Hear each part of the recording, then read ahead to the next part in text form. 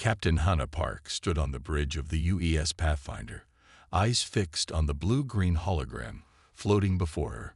The star system, HS-429, rotated slowly in the display, its fourth planet now highlighted with blinking markers. The bridge hummed with the quiet beeps and murmurs of the crew at their stations. "Magnify Sector 7, she ordered, and the hologram zoomed in on a region of the planet's northern continent. Science Officer Ta Kim bent over his console, his fingers dancing across the surface as new data streamed in. His normally calm expression gave way to widened eyes. "Captain," he called, voice tight with controlled excitement. "Energy readings from the fourth planet. They're unusual." Hannah crossed the bridge to his station. The crew had been exploring the outer reaches of known space for 17 months. They had catalogued dozens of worlds, but none with signs of advanced civilization.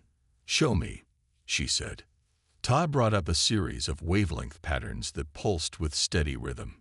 "These energy signatures are too regular to be natural. And look here." He pointed to clustered formations on the surface scan. "These structures follow geometric patterns. No natural formation creates perfect hexagons at this scale." Hannah studied the readings, her heart beating faster despite her outward calm. Humanity had wondered for centuries if they were alone in the universe.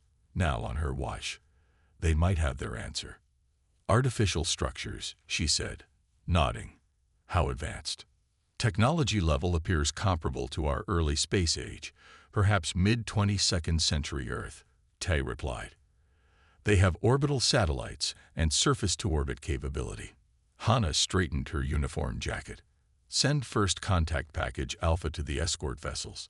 All departments begin first contact protocols."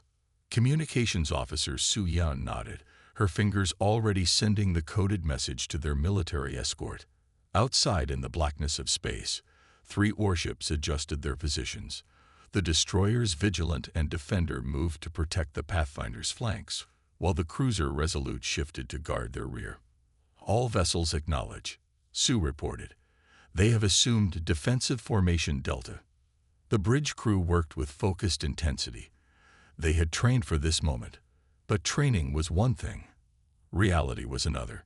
Humanity's first encounter with intelligent alien life would happen here, now, under Hannah's command. "Begin broadcasting universal greeting package on all frequencies," Hannah ordered. The message contained mathematical sequences, atomic structure diagrams, and simple symbolic language designed to demonstrate peaceful intent and basic scientific knowledge. Navigation Officer Jin Wu monitored their position, holding at safe distance, planet's gravity well stable. "Captain," called Tactical Officer Jun Li suddenly. His voice rose with urgency. "Sensors detecting multiple objects leaving the planet's atmosphere. They're moving toward our position." The main view screen shifted to show thermal imagery of several craft rising from the planet's surface. They moved with surprising speed, their hulls reflecting sunlight as they climbed higher into orbit. "Classification?" Hannah asked, returning to her command chair. "Unknown," Jun replied, hands moving across his tactical display. "No match in our database. Design is unlike anything we've cataloged." The alien vessels continued their approach. Their shapes became clearer as they drew nearer, smooth and flowing like water frozen in motion, without the angular lines and functional shapes of human spacecraft. They gleamed with an iridescent quality that shifted colors as they moved. "Their hull material appears semi-organic," Tay observed, scanning the approaching ships. "Remarkable engineering." "Weapons status?" Hannah asked quietly. "Difficult to determine," Jun answered. "No obvious weapon ports detected, but several energy nodes could serve multiple purposes. They're running with minimal shields by our standards." Chief Security Officer Yoon appeared at Hannah's side. "Captain, recommend we raise shields as precaution." Hannah considered. First contact was delicate. Raising shields might be seen as aggressive, but leaving the ship completely vulnerable would be irresponsible. "Minimal defensive shields only," she decided. "No weapons systems on standby. We don't want to appear threatening." "Yes, Captain," Hume acknowledged, relaying the orders. A thin energy field shimmered briefly around the Pathfinder as its defensive systems activated at their lowest setting, enough to protect against minor impacts, but nothing that would appear as a military posture. They're forming a pattern, Hume observed as the alien ships arranged themselves in a circular formation. 5 smaller vessels surrounding one larger craft. They're sending a signal, Sue announced. Audio and visual data. Running it through the translation matrix now. Put it on screen, Hannah ordered. The main view screen flickered, and then filled with the image of a being unlike anything they had seen before. Its skin was silvery with subtle patterns that seemed to shift and flow. Large, pupilless eyes dominated a face with minimal features. No visible nose, just slits where a human's would be, and a small mouth that didn't move as sounds emerged.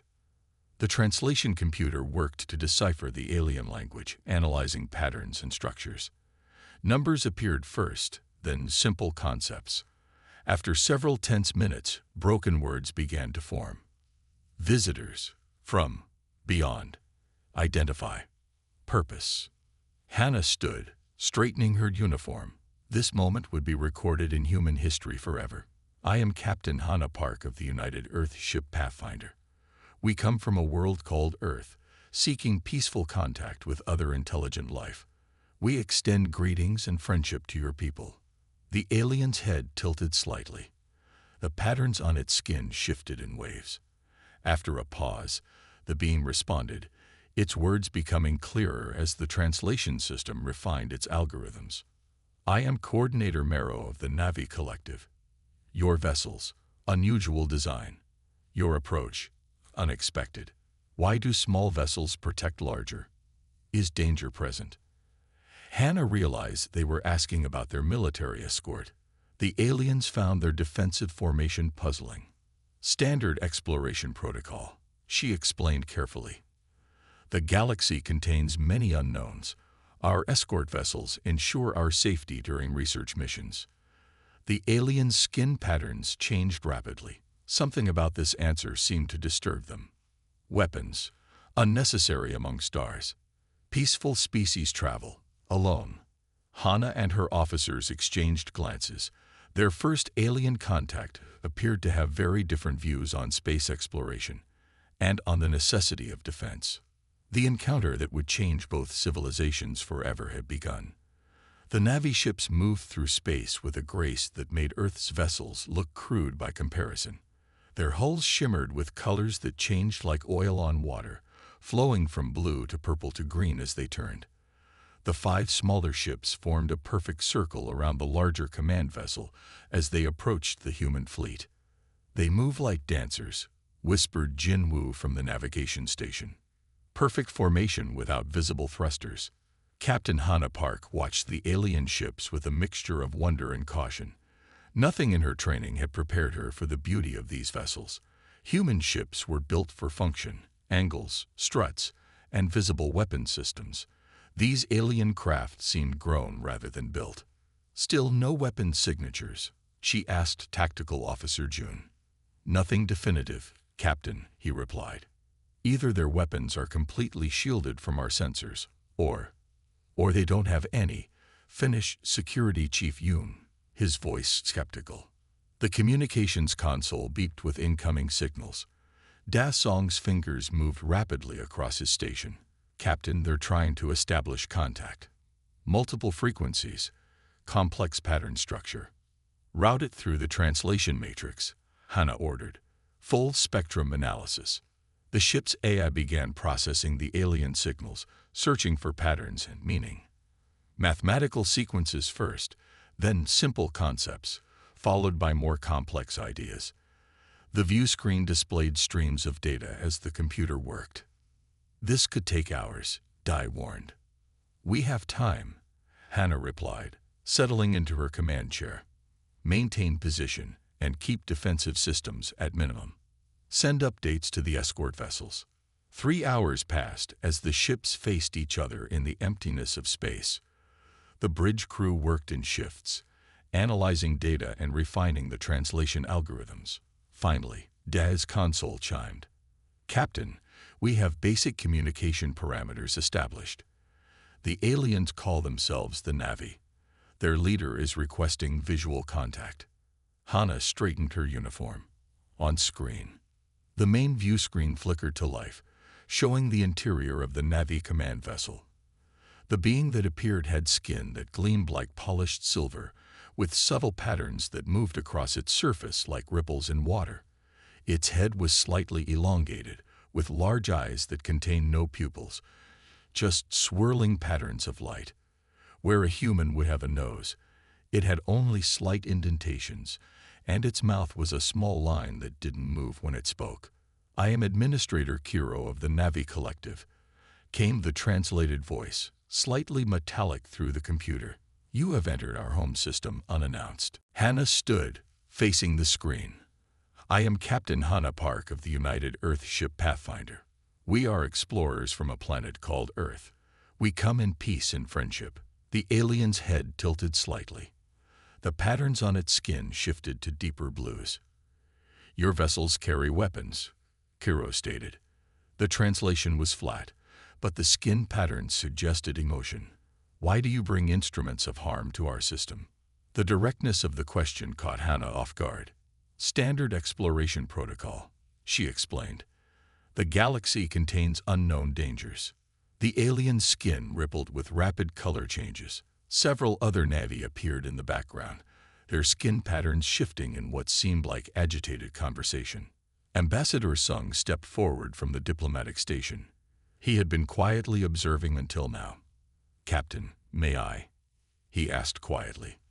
Hana nodded, and Sung addressed the screen. "Administrator Kiro, I am Ambassador Sung of Earth's Diplomatic Corps. We apologize if our vessels cause concern. In our exploration history, we have found it necessary to maintain protection during missions into unknown space." "Protection from what?" Kiro asked. "The stars are a place of discovery, not conflict." Sung and Hana exchanged glances. This response was unexpected. "Your ships," Sung continued carefully, "they have no defensive systems." "Minimal only," Kiro replied. "For cosmic radiation and debris, we have no need for weapons among the stars." While the conversation continued, Kim approached Hana with a datapad. "Captain, I've completed analysis of their vessel design. They have no armor plating, minimal shield technology, and nothing resembling weapon systems.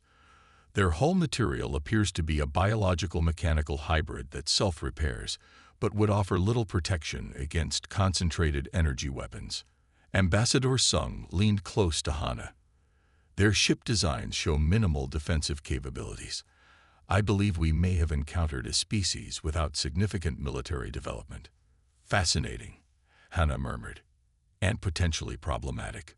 She turned back to the screen. "Administrator Kiro, we would like to establish better communication. Would you permit a small delegation to visit your vessel, or would you prefer to send representatives to ours?" The patterns on Kiro's skin shifted to gentler blues and greens. "We will send representatives to your vessel. We are curious about your species." After the transmission ended, Hana called a meeting of her senior staff. "This is unprecedented," she said. "A spacefaring species with no concept of military necessity." "It's naive," said Security Chief Yoon. "The universe is dangerous. How have they survived?" "Perhaps they've been fortunate," Ambassador Sung suggested. "Or perhaps they know something we don't." Either way, Hana decided, we need to be careful. Our military escort clearly disturbs them. "Commander Yoon, I want all visible weapon systems powered down when their shuttle arrives. Ambassador Sung, prepare a welcome that emphasizes our scientific mission rather than our military capability." 2 hours later, a small Navi shuttle approached the Pathfinder.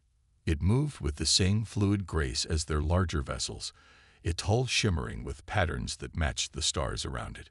"Their technology is remarkable," Tai observed as the shuttle docked. "The way their ships move suggests propulsion systems far beyond our understanding." Hana nodded. "And yet they have no weapons. Every advancement humanity made in propulsion came from military research. The Navi delegation consisted of Administrator Kiro and 3 others. They moved with a floating grace in the ship's artificial gravity, their silvery skin reflecting the lights of the corridor. Their eyes took in everything, widening at the sight of security personnel stationed along the route. "Why do your people carry devices on their bodies?"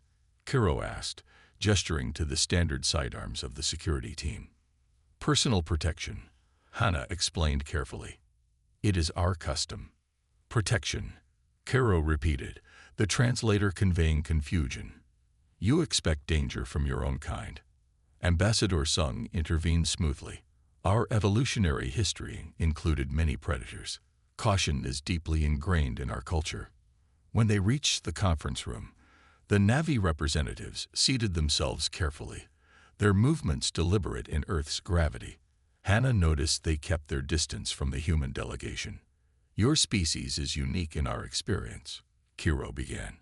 "We have encountered 17 spacefaring civilizations.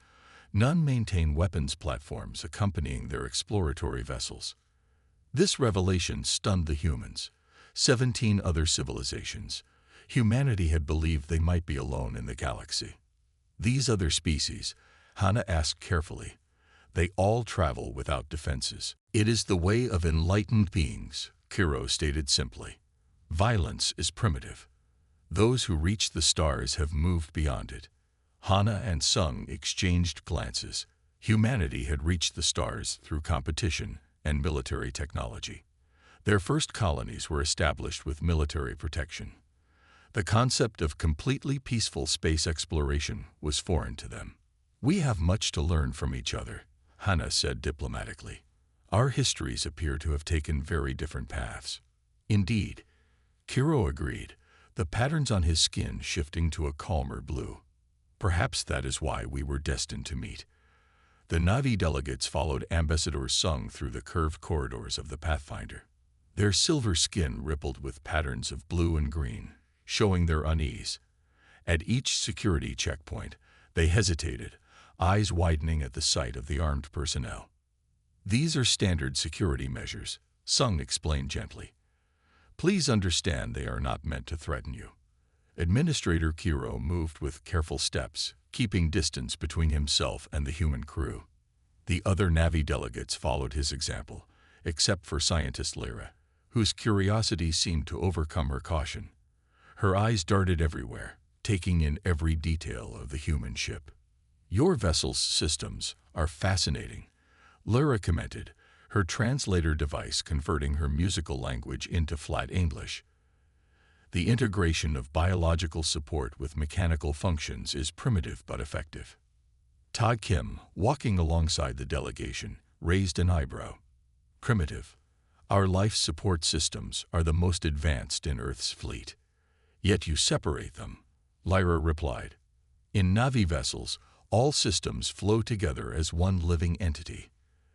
They passed through the medical bay, where Dr. Su showed them the emergency treatment facilities. The Navy seemed puzzled by the trauma units. "Why do you need so many healing chambers?" asked Kiro. "Space travel can be dangerous," Dr. Su answered. "We prepare for all possibilities, including violence." Kiro's skin pulsed with darker patterns. Ambassador Sung quickly guided them toward the conference room. "Let's proceed to the briefing.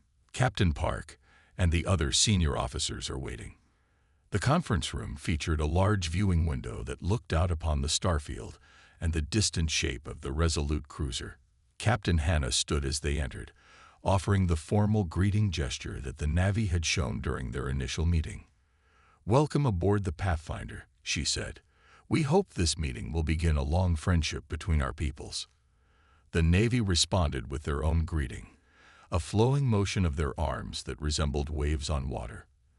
They seated themselves carefully at the conference table, their movements slow and deliberate in the ship's gravity. Lieutenant Du stood by the main display screen, ready to begin the briefing about Earth and human civilization. He had prepared a careful presentation, designed to emphasize human scientific achievements and cultural development. "We begin with our home world," Du said as the screen displayed a beautiful blue Earth, a planet of water and life, much like your own world.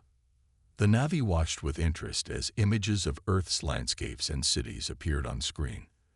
Their skin patterns shifted to calmer colors as they observed scenes of human art, music, and scientific achievement. Remarkable similarities to our own cultural development, Kiro commented, though your architecture seems designed for defense rather than harmony. Our cities evolved from the need for protection, Sung explained. Early human settlements were often threatened by other human groups. This statement caused a ripple of color changes among the Navi delegates. You fought against your own kind, one asked, the translator conveying disbelief. Human history contains many conflicts, Sung acknowledged, but we have learned from them and grown beyond most internal strife. Lieutenant Du continued with the presentation, showing the development of human space exploration. Our first orbital stations were scientific in nature, he explained, but as we expanded further from Earth, protection became necessary. He pressed a button to advance to the next slide, but his fingers slipped and he accidentally skipped several sections. The screen suddenly displayed footage of Earth's massive orbital defense network, dozens of armed stations, and hundreds of defensive satellites forming a protective web around the planet. The next image showed the shipyards of Mars, where dozens of warships were under construction. Administrator Kiro froze, his silver skin drained of color, becoming almost white. The other Navi showed similar reactions, their skin patterns shifting rapidly to pale, agitated colors. Your species maintains thousands of these war vessels. Kiro's translator conveyed both words and dismay. Lieutenant Du realized his mistake and tried to change the display, but the damage was done. The Navi had seen the full extent of humanity's military capabilities. Our military ensures peace through strength, Ambassador Sung explained, trying to recover the situation. Humanity evolved alongside predators and engaged in warfare throughout our history. These defenses protect our worlds from potential threats. What threats? Kiro asked, his voice rising. The 17 civilizations we know have never threatened another world. There are many unknown factors in the galaxy, Hannah said carefully. We believe in being prepared. The Navi delegates conferred among themselves in their own language, their skin patterns flashing with rapid color changes. Young scientist Lyra seemed less disturbed than the others. She moved away from the group, approaching the viewing window to look out at the Resolute. This vessel, she asked, pointing at the warship, how powerful are its weapons? Captain Hana hesitated before answering. The Resolute is a defensive cruiser designed to protect civilian and scientific vessels like the Pathfinder. May I see it more closely? Lyra asked. I'm afraid that's not possible right now, Hannah replied. But we can show you technical specifications if you're interested in our engineering. Lyra seemed disappointed but nodded. Meanwhile, the Navi scientific vessel that had accompanied their delegation had been slowly moving into a different position. It drifted closer to the Resolute, apparently attempting to get better sensor readings of the human warship. Captain, Tactical Officer Jun called from his station. The Navi science vessel is approaching the Resolute's defense perimeter. Inform the Resolute to maintain position, but take no action, Hana ordered quickly. But it was too late. The Navi vessel continued its approach, either unaware of or unconcerned by the invisible boundary it was crossing. As it entered the Resolute's automated defense perimeter, warning systems activated. Warning, unauthorized approach detected, announced the Pathfinder's AI, echoing the alert from the Resolute. Defense systems activated. Before anyone could react, the Resolute's point defense system fired a warning pulse, a brief low-power energy discharge designed to disrupt sensors but cause no physical damage. The pulse flashed brilliantly in space, dissipating several kilometers from the Navi vessel. On the Pathfinder, chaos erupted. The Navi delegates cried out in alarm, their skin flashing with patterns of fear and outrage. Administrator Kiro rose from his seat, his translator struggling to keep up with his rapid speech. You would attack peaceful observers, he finally exclaimed, the words coming through clearly. This is why weapons do not belong among the stars. Automated defense only, Hana insisted, quickly opening a channel to the Resolute. Commander Ko, stand down all defense systems immediately. Authentication Park Alpha 7-3. Acknowledged, Captain, came the reply. Defense systems deactivated. No damage to alien vessel. The pulse was harmless, Sung explained to the agitated Navi. It was merely a warning, designed to alert your vessel that it had crossed into a restricted area. Restricted area, Kiro repeated, his skin still pale with shock. Open space is restricted by your weapons. A safety perimeter, Hana explained. Standard procedure around military vessels. The Navy's scientific vessel quickly retreated, moving back toward the Pathfinder. The delegates continued to show signs of distress, their skin patterns shifting rapidly between colors. Perhaps we should adjourn for now, Sung suggested. Allow everyone time to calm down. Yes, Kiro agreed, his voice still shaking slightly. We must reconsider this meeting. The presence of weapons changes everything. Hana watched as the Navi delegation moved toward the exit, their graceful movements now stiff with tension. This first contact mission was quickly becoming a diplomatic nightmare. How could they explain to these peaceful beings that humanity's military development was a fundamental part of their identity? As they left, scientist Lyra lingered behind momentarily. She approached Hana, her skin patterns showing a mix of fear and curiosity. Your ships, she said quietly. They could destroy our entire fleet in moments, couldn't they? Hana hesitated, then nodded reluctantly. Yes, but we would never do that. We seek friendship, not conflict. Lyra's skin rippled with a complex pattern. Then why build such terrible power if not to use it? Before Hana could answer, Lyra turned and followed her fellow delegates, leaving the human captain with a question she had never had to consider before. Hours passed in tense silence. The Navi delegation had retreated to their shuttle, refusing further communication. Captain Hana paced the conference room, while her officers watched the silent Navi vessel through the viewports. We've made a mess of this, she said finally, stopping to stare at the elegant alien ship. Our first contact with an advanced civilization, and we frightened them with our weapons. Ambassador Sung stood nearby, his usual calm demeanor troubled. They see the universe differently than we do. Their evolutionary path must have been remarkably peaceful. Or they were simply lucky, Security Chief Yoon said. No predators, no resource wars, no competing tribes. Not every species fights to survive. A soft chime interrupted them. Captain, called Communications Officer Da. We're receiving a message from the Navi vessel. Administrator Kiro wishes to speak with you. Hana straightened her uniform. Put him through. The screen activated, showing Kiro's silver face.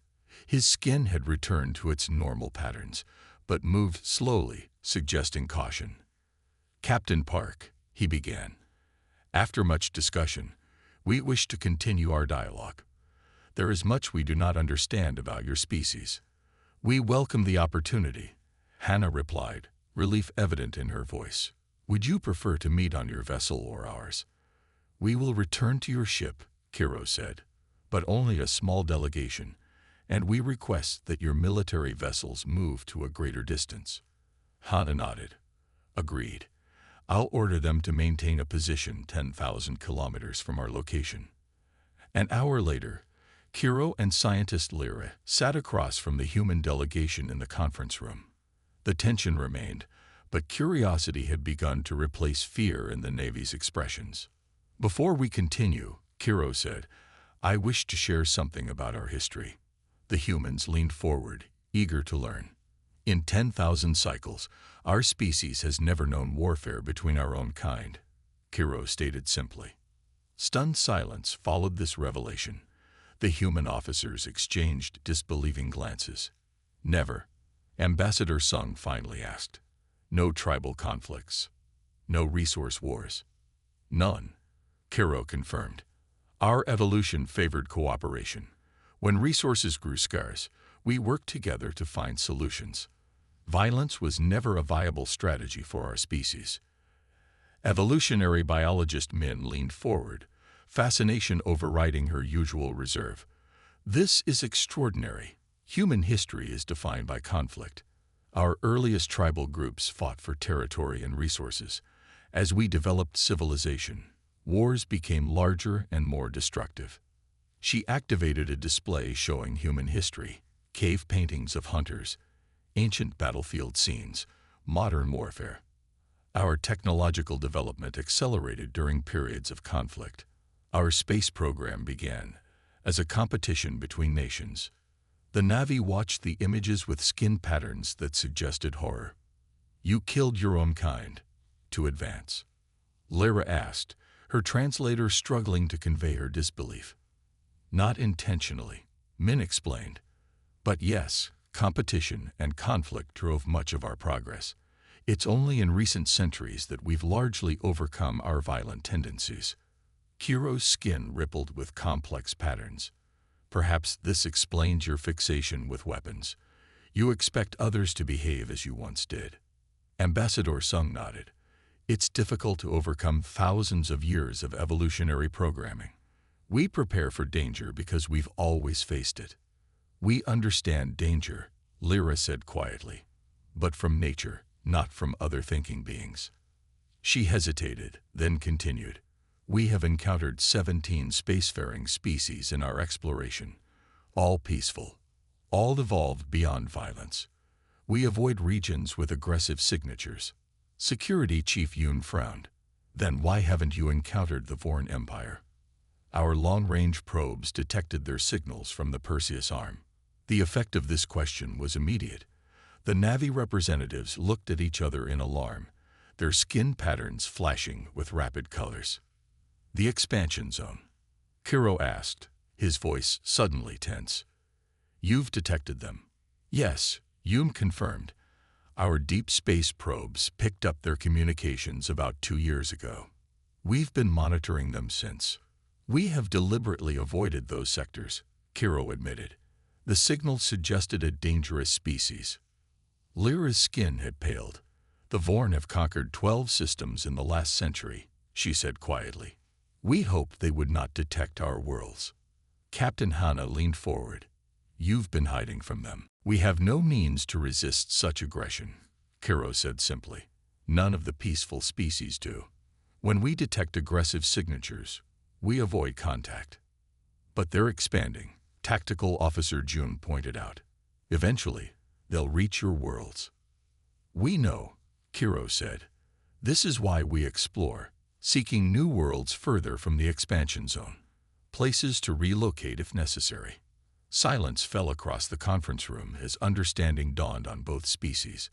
The humans had found their weapons disturbing, but had never considered a spacefaring species without military capability. The Na'vi had encountered many peaceful civilizations, but had simply avoided those that weren't.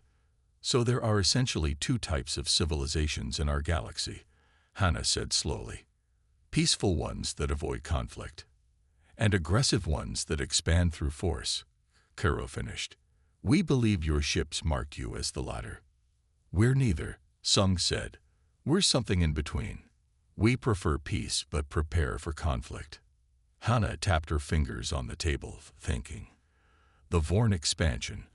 Our projections show them reaching this sector within 50 years. Have you considered what will happen when they arrive? We would move, Lyra said. Find new worlds beyond their reach.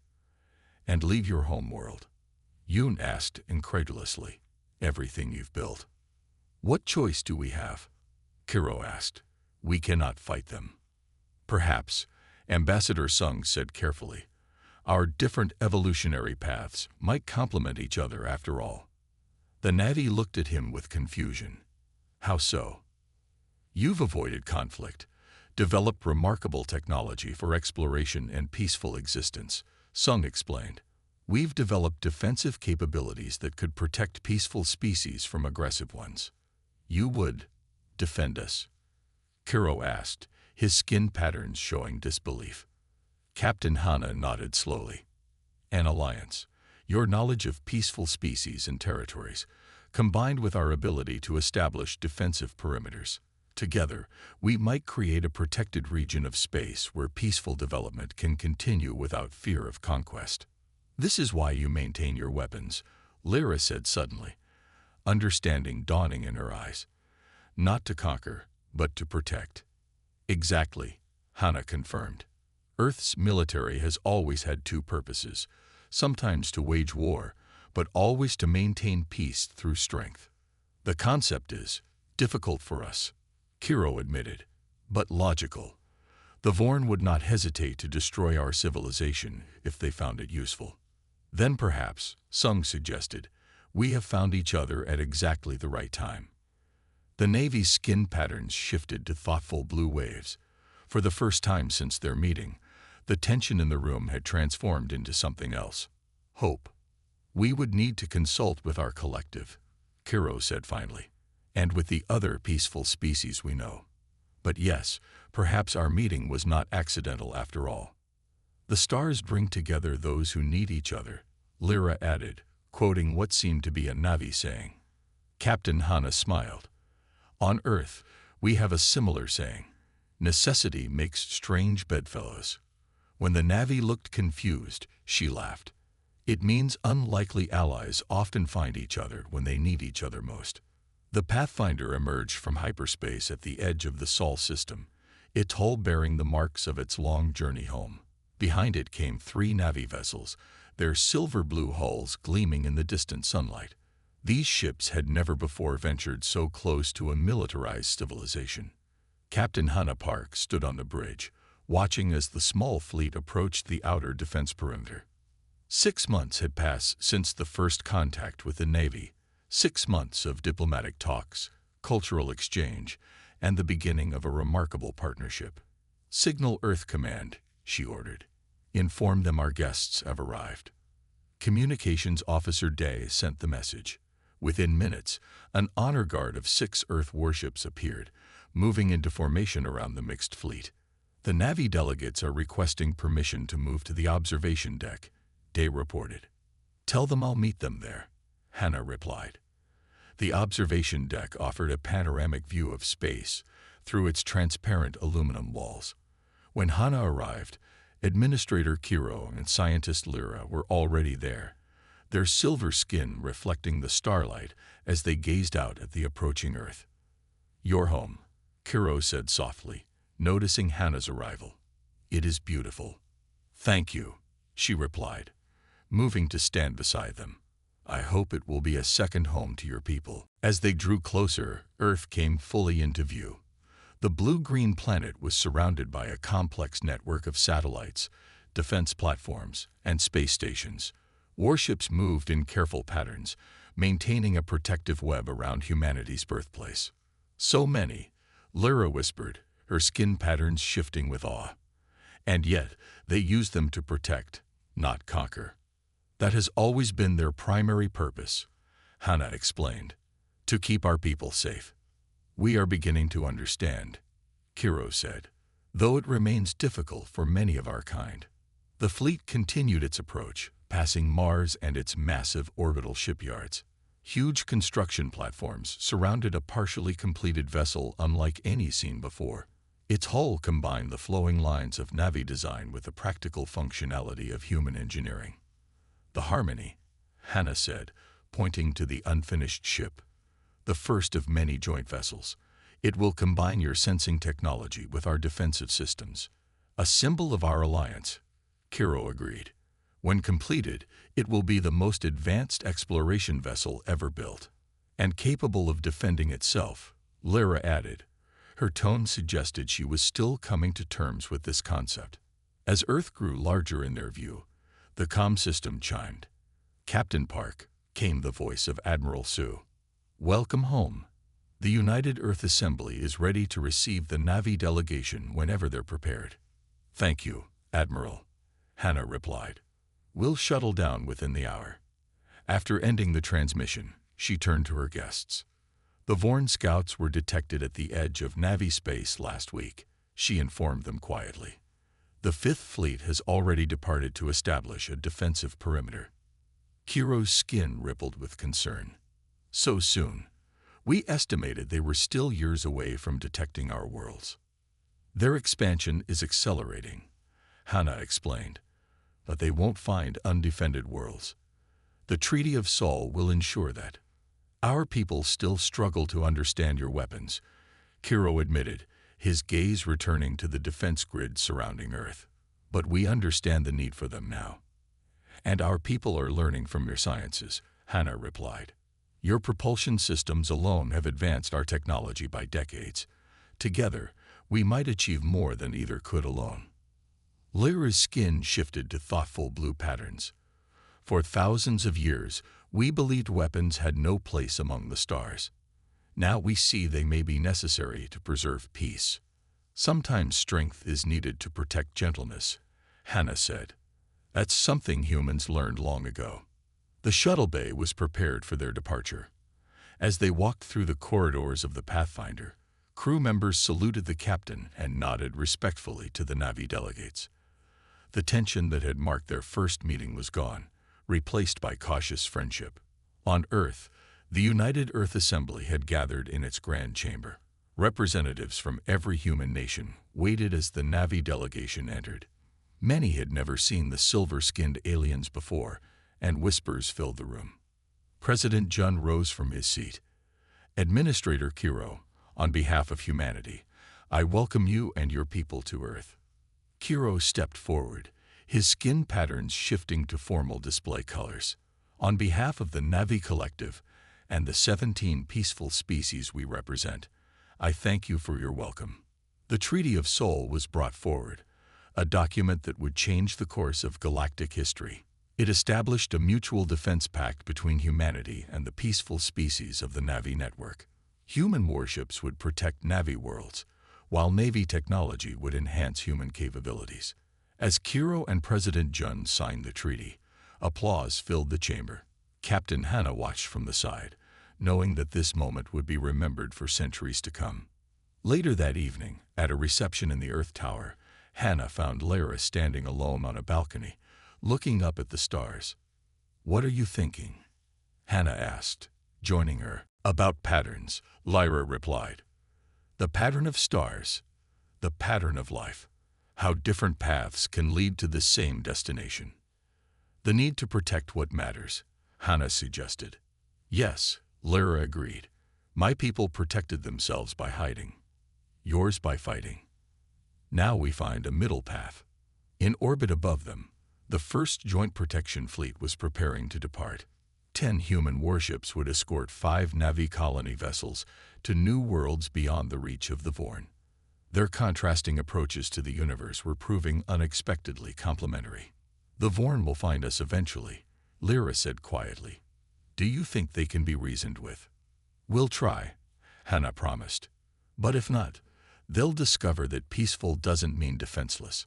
Not anymore. Across the galaxy, a new balance was forming. The peaceful species had found guardians, and humanity had found a purpose beyond its own borders. Peace would be maintained not despite humanity's warships, but because of them. As the stars turned slowly above Earth, Hannah raised her glass in a silent toast. To unlikely friendships, to new beginnings, and to the strange, unexpected paths that led them all to this moment of hope.